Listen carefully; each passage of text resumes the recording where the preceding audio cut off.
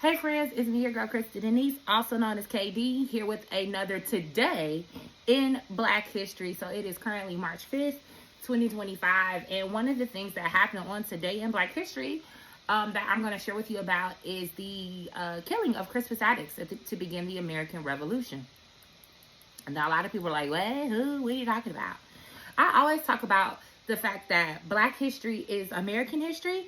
And this is the example I often give people of, listen, you talk about the intertwining of Black history absolutely being American history. Crispus Attucks is at the center of that argument.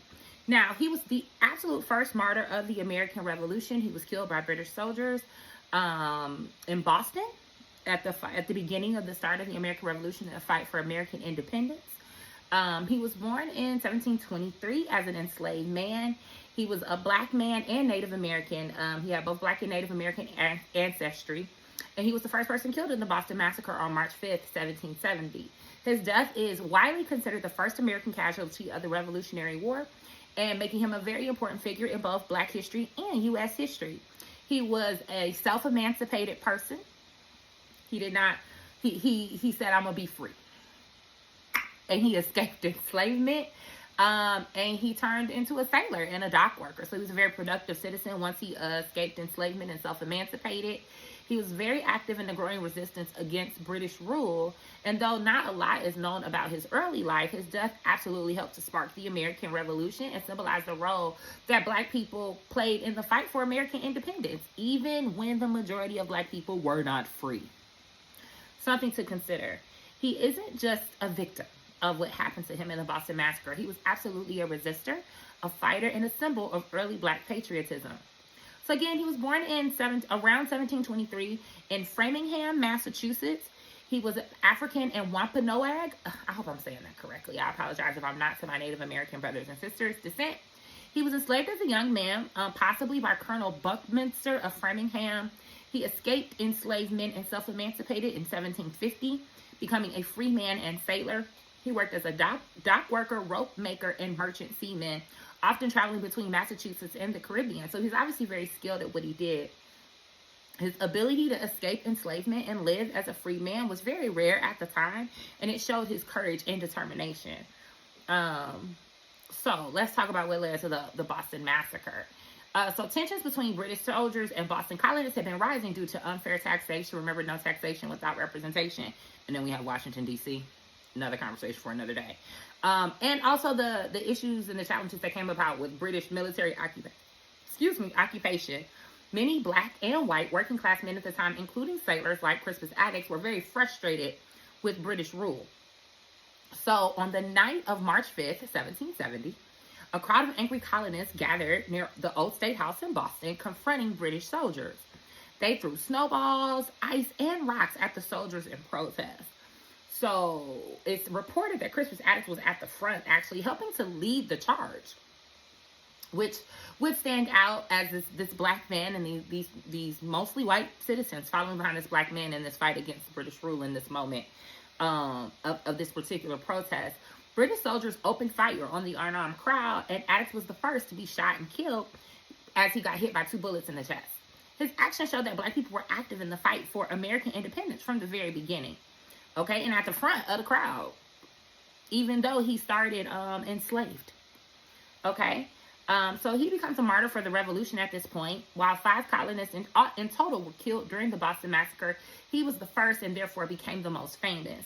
John Adams, future U.S. President John Adams, defended the British soldiers in court, actually, and described Attucks as having the most blame for inciting the riot.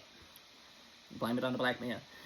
Despite this, Attucks becomes a hero to American revolutionaries, symbolizing the fight against British tyranny. His death proved that Black people were deeply involved in America's fight for freedom, even though many would remain enslaved after the Revolutionary War.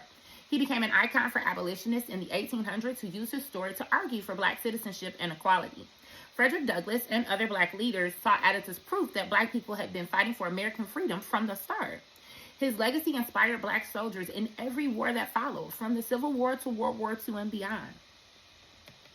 Crispus Attucks is remembered in a myriad of ways today in American society, although we don't often talk about the legacy that he leaves. There is Crispus Attucks Day, which is celebrated in Boston and other cities to honor his role in American history. There are several schools, streets, and buildings that are named after him across the U.S. He was also on the U.S. postage stamp in 1975 based on his contribution to the revolution. He remains a symbol of Black courage, patriotism, and resistance against oppression.